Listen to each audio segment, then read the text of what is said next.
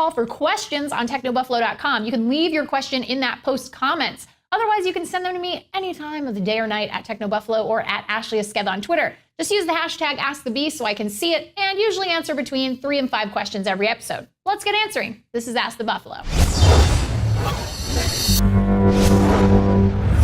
Twitter user Fayez Halani asks, hey, what do you think about the Phoneblocks concept? Will they become real? Could they really be useful?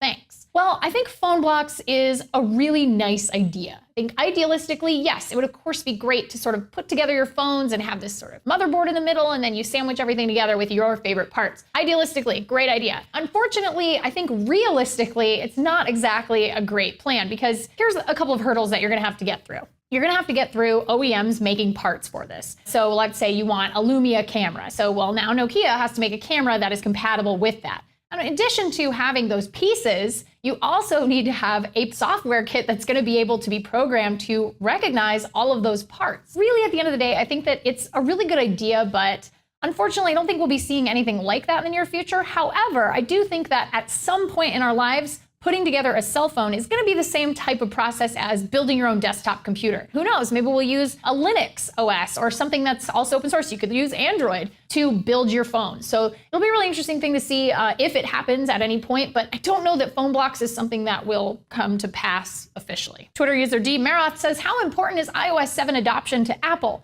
Will they drop support quickly for older versions or do they care? I think that we know that by iOS 7, you can't use it with some older devices. So that's something that you have to think about. If you've got a first generation iPad, you're not gonna be able to use iOS 7. If you have an older iPhone 3GS or earlier, you can't use it. And then again, the thing is to move forward, I think Apple and every other OEM, whether it's Android, Windows Phone, or other, understands that at some point you have to drop older supports. So for example, with the Xbox, a lot of people were really upset that it doesn't support backwards compatibility. But on that same note, don't we want to move forward? I mean, it's a sacrifice to be made, but at the end of the day, I would rather go forward and have more bells and whistles and amazing things on the device itself, as opposed to saying, okay, well, I can play my old games on this, when you remember that the Xbox 360 is almost 10 years old. So I don't think iOS 7 adoption is that important to Apple. I mean, obviously, they've already surpassed the most recent version of Android adoption just because it's easier for them to push that update. I think they just say, hey, here's the software, take it or leave it. Daniel asks, what are some good prepaid cell phone plans? I'm starting to price smartphone plans, which is hard because I'm not on a family plan. Just wondering what you recommend.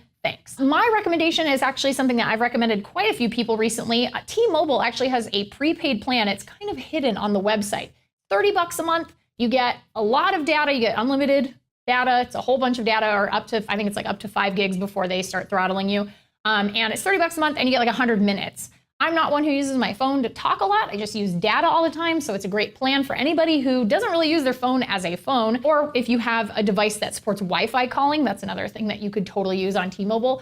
So that one's really good. And then AT&T also has a pretty good prepaid plan, but it just depends on what your service is like in your area. So I would just poke around. I really like T-Mobile's prepaid. That $30 a month is a really good little SIM card. And obviously AT&T has a pretty decent one too. And lastly, Josh asks, what do you do with your old iOS devices when you upgrade your phone or tablet to the latest and greatest? Well, 2 things. If it's really recent, for example, the iPhone 5S, I will be picking up, or I've already picked up at this point in the game, hopefully, fingers crossed. I sold my iPhone 5 to somebody on Craigslist. Put it up on Craigslist, sold it, same day, super easy. Cash in hand, able to pay off my phone again. Like I kind of use that to sort of subsidize my own devices, if that makes sense. But if I have anything that I really am like, well, I don't know that I'll get a lot of money out of this and someone in my family can use it, I will give it to someone in my family. I know that many members of my family have benefited from the hand-me-down Ashley Esqueda program, the technology program that I run. It always makes me feel like a little Oprah to be able to like give somebody something really cool, a piece of technology. So yeah, that's what I like to do. And sometimes I'll even, give a phone away on a podcast or something like that. I gotta interrupt this episode for a quick little shout out to Full Sail University. Obviously, apps are huge. They're everywhere. And we've all had those little ideas that make you say, oh, I should totally build that app, right?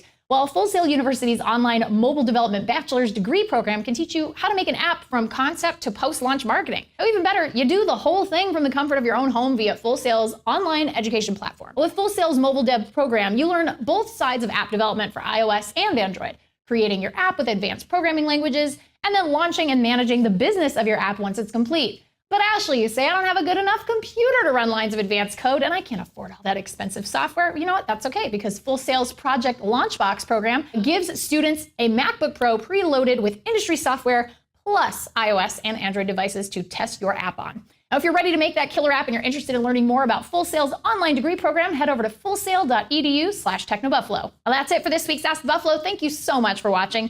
Please give the show a thumbs up if you enjoyed it. We really appreciate that. And check us out at technobuffalo.com for all the latest and greatest tech news. Also, before I go, a huge mega congratulations to our very own OG Buffalo, John Rettinger, and his lovely wife on their new arrival. Baby Rettinger is here.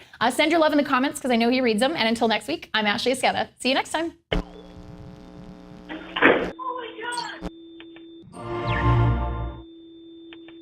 Hey guys, Ashley here. Just wanted to let you know that if you liked what you just saw, we've got 2 other shows that go live every single week. Rettinger's Rants, where John totally goes nuts about issues that bug him across consumer technology, and Rumor Roundup, where he tells you all about the best rumors in the world of tech. So click the text below that says subscribe, and if you want to check out either of those shows, click right over here. See you next time. Thanks for watching.